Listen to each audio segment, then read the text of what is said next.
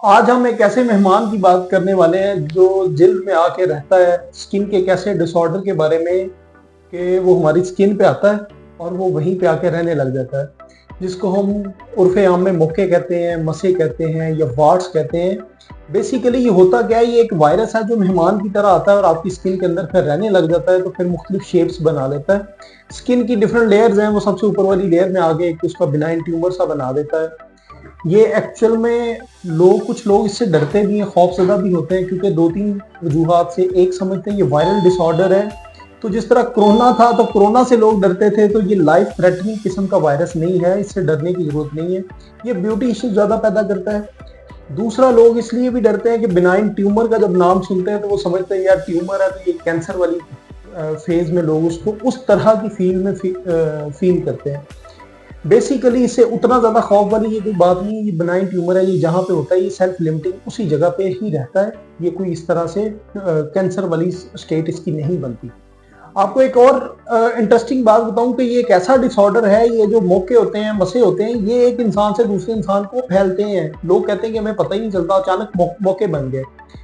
अच्छा, ये अचानक नहीं होते। ये होता क्या है, क्या कि किसी एक इंसान को अगर मौके बने हैं उसकी स्किन पे, उसके नेक पे, उसके हाथों पे, उंगलियों पे, फेस पे, किसी भी जगह पे कोई दूसरा इंसान उसको टच करता रहता है, या वो खुद ही इंसान उसको टच करता है तो दूसरी जगह पे वो हाथ वगैरह लगाता रहता है। एक इंसान के एक जगह से दूसरी जगह से भी वो ट्रांसमिट हो सकते हैं, और ऐसा भी हो सकता है कि कोई दूसरा इंसान उसको टच करे, या ऐसा शख्स जिसको वाट्स वगैरह हैं तो वो नहा के निकला है, उसने बड़ा जोर जोर के टॉवल शावल वो रब शब किया, अपना फेस वगैरह साफ किया है, वही सेम टॉवल अगर घर में किसी और ने ले लिया है तो उसको भी वायरस ट्रांसमिट हो सकता है।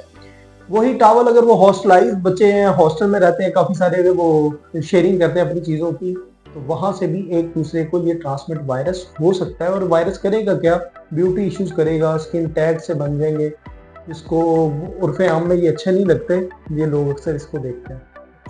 कुछ लोगों का ये ख्याल है कि ये जो नमी है, जहाँ पे नमी ज्यादा होती है तो वायरस वहां से भी फैलता है। बेसिकली ये डायरेक्ट तो इन्फ्लुएंस नहीं करता, इनडायरेक्ट करता है। मैं आपको बताता हूँ, जब नमी ज्यादा होती है तो वायरस के जिंदा रहने के, या वायरस वहां पे ज्यादा देर तक रह सकता है, उसकी सर्वाइवल ज्यादा हो सकती है।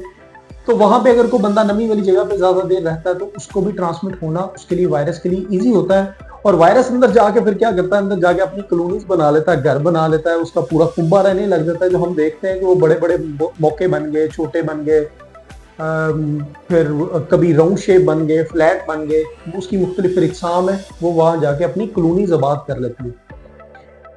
अब अगर बात करते हैं कि इसके ट्रीटमेंट प्लान की, कि अगर किसी भी बंदे को पता चल जाए, क्योंकि पहले तो किसी को आइडिया नहीं होता, अचानक से जब ये नमूदार होते हैं तो पता चलता है कि इस बंदे को मौके हो गए हैं, तो अब सब क्या करें, हाथों पे आ गए, मुंह पे आ गए, फेस पे, किसी के कंधे पे, मुख्तलिफ बॉडी की पोजिशन पे जा सकते हैं।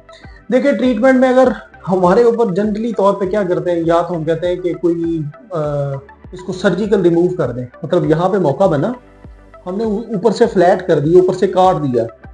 अब ये देखें, आपने ऊपर से काट दिया, नीचे जो उसका वायरल कंटेंट है वो वहीं पे पड़ा है। वो हो सकता है वहां ना निकले, वो बॉडी से ब्लड से ट्रेवल करके किसी और नई जगह से निकल आए। तो इसके लिए ये कभी भी ज्यादा अच्छा फेवरेबल नहीं रहा कि जब सर्जिकल रिमूव करवाते हैं तो बहुत हेल्दी चांसेस हैं कि ये दोबारा रीग्रो करेंगे और बॉडी के आपके डिफरेंट पार्ट्स में और चले जाएंगे।